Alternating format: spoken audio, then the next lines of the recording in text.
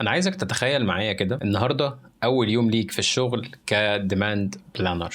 صحيت بدري، لبست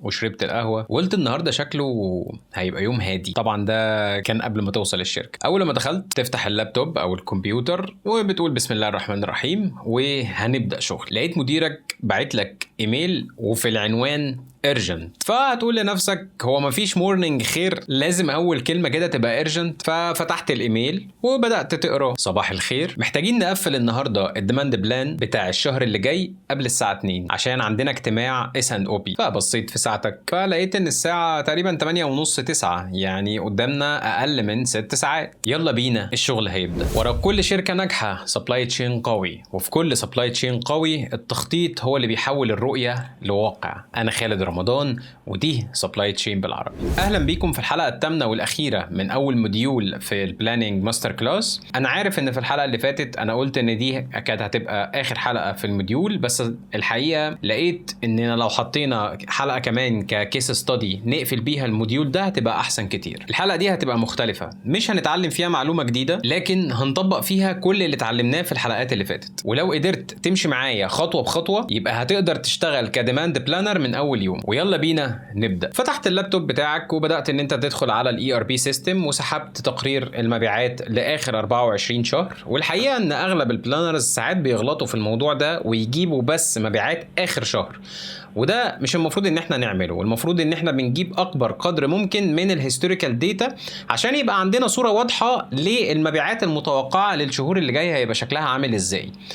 وده ليه؟ لان المبيعات او الهيستوريكال داتا دي لو في حاجه، لو في ترندز او سيزوناليتي او اي حاجه في المبيعات اللي فاتت هنقدر نحددها بسهوله ونعرف في انهي موسم بالظبط المبيعات ممكن تزيد وفي انهي موسم المبيعات بتقل، وبناء عليها نقدر نعمل الخطه بتاعتنا. في النهايه انا لو بصيت على اخر شهر بس فده هيبقى غلط لاني هبقى شايف صوره صغيره، لكن التخطيط بيحب انه يتفرج على الفيلم بالكامل. فبدات ان انت تبص على الارقام، لقيت ان الايس كريم مثلا بيزيد جدا في الصيف، والعصاير برضو بتزيد في الصيف ولكن مش زي الايس كريم، والميه المعدنيه مبيعاتها تقريبا مستقر. ولقيت ان في منتج جديد لسه نازل من شهرين بس. السؤال هنا ليك انت، هل هتستخدم نفس الفوركاست للاربع انواع دول؟ انا عارف ان اجابتك اكيد هتبقى لا، لاننا اتفقنا في الحلقه الرابعه لو تفتكر على الديماند باترنز وان كل منتج وليه طريقه توقع طلب مختلفه، وهحط لكم الحلقه في الاي اللي فوق هنا او هنا. فخلاص كده انت قدامك الداتا كلها وبدات ان انت تحلل البيانات. فلقيت التليفون بتاع المكتب بيرن. مين؟ سيلز مانجر. صباح الخير يا خالد. صباح النور. بص انا متوقع ان احنا الشهر الجاي هنبيع باكتر من 40%. فانت هترد عليه غالبا هتقول له بناء على ايه؟ فسكت ثانيتين وبعد كده كمل. فبيقول لك انا حاسس ان السوق هيطير والمبيعات بتاعتنا هتزيد. والحقيقه ان الجمله دي يعني اي بلانر بيخاف يسمعها، لان في التخطيط الاحساس ممكن يبقى بدايه فكره بس عمره ما هيكون نهايه قرار. لازم بيانات واسباب وفي الاخر لازم تحليل. فخلاص هنبدا نراجع. هل في ماركتنج كامبين او حمله تسويقيه؟ هل في عميل جديد كبير قرر انه يجي يتعاقد مع الشركه؟ هل في منافس خرج من السوق والماركت شير بتاعته دي احنا عايزين ناخد منها جزء او ناخدها كلها؟ هل السنه اللي فاتت حصل نفس الارتفاع ده في نفس الوقت؟ كل سؤال من دول بيفرق جدا في القرار. فخلاص بدانا نكمل تاني مراجعه ونحلل البيانات. فلقينا نوتيفيكيشن جت كده من الايميل.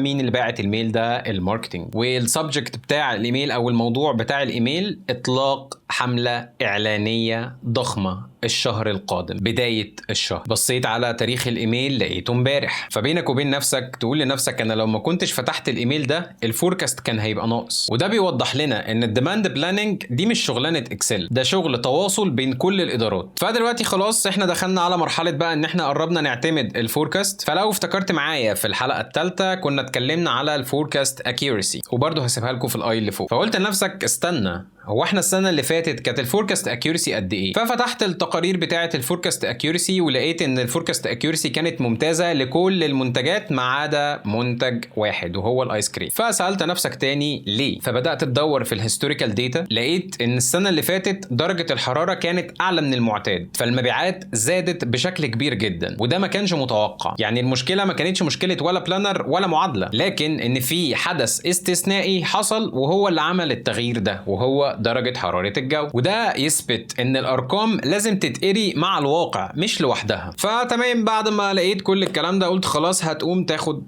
البريك بتاعك وتشرب كوبايه القهوه الجميله. فقمت عملت القهوه، ومع اول بق في حد بيتصل بيك على تيمز، فلقيت تيمز بيرن، فبتبص تشوف مين، لقيت البرودكشن، فرديت صباح الخير يا خالد. خير، صباح النور. لا بس احنا حابين نبلغك ان خط رقم 2 داخل صيانه الاسبوع الجاي ان شاء الله. فسمعت منهم، فتمام ماشي، شكلها ما فيهاش قهوه النهارده. لكن دي معلومه مهمه جدا، لان حتى لو الطلب زاد لازم اعرف اصلا المصنع هيقدر ينتج الكميات دي ولا لا. ودي اول مره هتحس فيها ان الديماند بلاننج مرتبط جدا بالانتاج بطريقه مباشره. فتمام خلاص، جه دلوقتي دور تحليل الديماند باترنز للمنتجات. فرجعت البيانات كلها وكتبت النوتس او الملاحظات بتاعتك لكل منتج. فالايس كريم سيزونال، المياه المعدنيه ستيبل، وبالنسبه للمنتج الجديد مفيش بيانات كفايه، يبقى هنحتاج ناخد راي المبيعات وراي التسويق اكتر من البيانات اللي موجوده عندنا. وده كنا اتكلمنا عليه في الحلقه الثانيه، وبرضه هسيبها لكم في الاي اللي فوق. فدلوقتي بصينا في الساعه تاني، لقينا تقريبا الساعه 12 الا ربع، وبدات الصوره تبقى اوضح. فوركاست معانا، ديماند باترنز معانا، وبصينا كمان على الفوركاست اكيورسي. لكن لسه في سؤال مهم، هل عندنا مخزون يكفي لو الطلب ده زاد؟ وده هيكون اخر خطوه قبل ما ندخل اجتماع الاس اند او بي، ونشوف ساعتها هل كل الادارات هتتفق ولا الاجتماع هيتحول لكلاش او معركه. وده اللي هنشوفه في الجزء اللي جاي.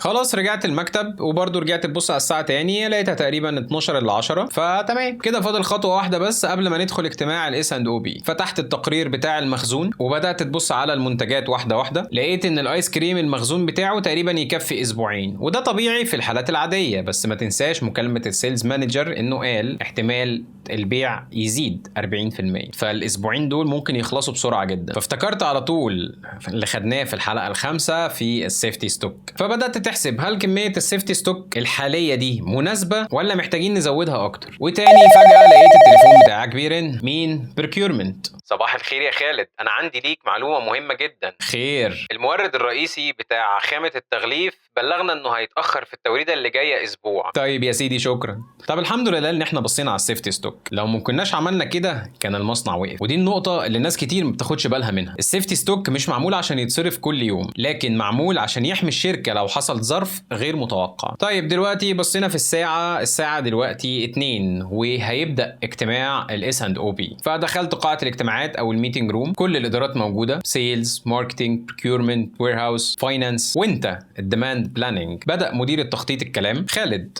اعرض الديماند بلان. فانت بدات تعرض الارقام، وقلت بناء على تحليل السنتين اللي فاتوا ومع الحمله التسويقيه او الماركتنج كامبين اللي جايه متوقعين زياده مبيعات الايس كريم ب 35%. انت لسه ما خلصتش الجمله، راح داخل مدير المبيعات لا انا متوقع ان هي تبقى 45%. فتمام، هنبص له ونساله ايه البيانات اللي خلت الرقم ده يوصل ل 45%. فكان رده ان في 2 عملاء كبار جداد هيتعاقدوا معانا، وده هيزود من فرصنا البيعيه. تمام، ممتاز جدا، دي معلومه مهمه جدا. هنعدل الفوركاست على المعلومه الجديده، لان كده خلاص ما بقتش احساس، ده بقى فيه معلومه، ما بقاش مجرد توقع. فقاعد الناحيه الثانيه مدير الانتاج راح فاتح اللابتوب وراح قايل انا عندي مشكله، خط الانتاج رقم 2 داخل صيانه الاسبوع الجاي لمده 3 ايام، يعني الانتاج هيقل. فبدل ما الاجتماع يتحول لكلاش او لخناقه، كل الناس بدات تدور على حل، واتفقوا كلهم على تقديم انتاج بعض الاصناف، تاخير بعض الاصناف الاخرى، وزياده ورديه في نهايه الاسبوع. وده الفرق بين الشركه اللي عندها اس ان او بي والشركه اللي كل قسم فيها بيحل مشكلته لوحده. بعدها بدا مدير المشتريات يتكلم في نقطه مهمه لازم تعرفوها. المورد الرئيسي بتاعنا محتاج 60 يوم عشان يورد المكونات او عشان يسلم الخامات. فرد عليه السيلز بسرعه وقال له ده العميل محتاج يستلم كمان شهر. فرد تاني البريكيورمنت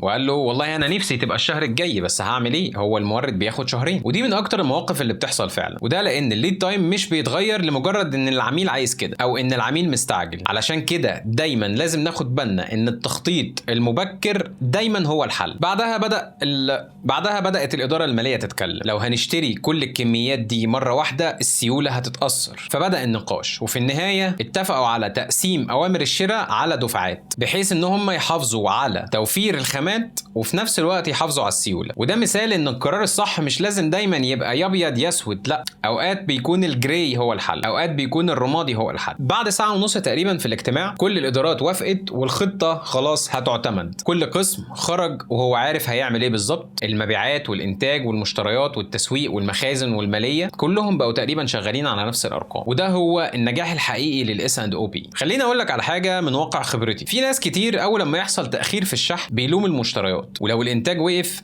بيلوم المشتريات او الانتاج، ولو العميل اشتكى يلوم المبيعات او الجوده. لكن الحقيقه ان في شركات كتير بتبقى المشكله ان المعلومه وصلت متاخر. كل ما الادارات تشارك المعلومات بدري كل ما القرارات هتكون افضل بكتير، وده يمكن من اهم الدروس اللي اتعلمتها في الشغل. طيب دلوقتي لو دخلت انترفيو واتسالت سؤال walk me through your demand planning process، اعتقد ان الاجابه المفروض تكون I start by reviewing historical sales data, analyze demand patterns, prepare the forecast using the appropriate method, validate it through forecast accuracy, review inventory and safety stock, collaborate with sales, marketing, procurement, production and finance during the S&OP process, then finalize and monitor the demand plan. ودي في الحقيقة إجابة قوية جدا، لأن هي بتوري اللي بيسألك إنك فاهم البروسيس فعلا مش مجرد تعريفات. خلاص خلص الاجتماع وقلت جواك كده الحمد لله خلاص خلصنا. فوانت خارج من الميتنج روم لقيت حد بينده عليك خالد، فلفيت